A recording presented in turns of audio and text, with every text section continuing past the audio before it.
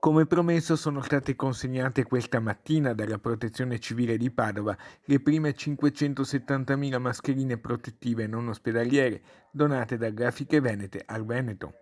Altre consegne ci saranno nei prossimi giorni.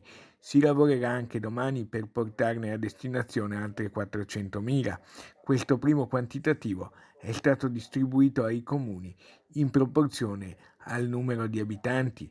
Padova, e sono cifre arrotondate per difetto, ne ha ricevute 103.000, Treviso circa 99.000, Venezia 95.000, Verona 101.000 e Vicenza 96.000.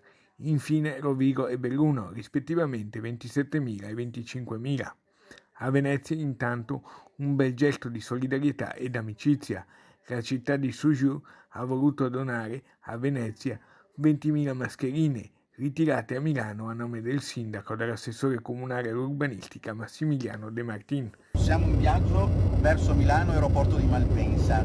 È arrivato l'aereo diretto da Shanghai con il carico di mascherine gentilmente donate dalla città gemellata di Venezia, città di Suzhou.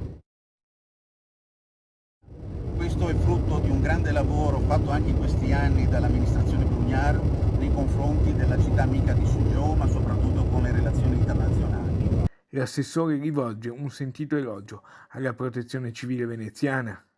Vorrei ringraziare in questa occasione anche tutti i volontari della Protezione Civile del Comune di Venezia, che si adoperano quotidianamente e sono nel nostro territorio ben distribuiti e presenti, ma soprattutto perché dimostrano sempre una forte attenzione e sensibilità in queste situazioni.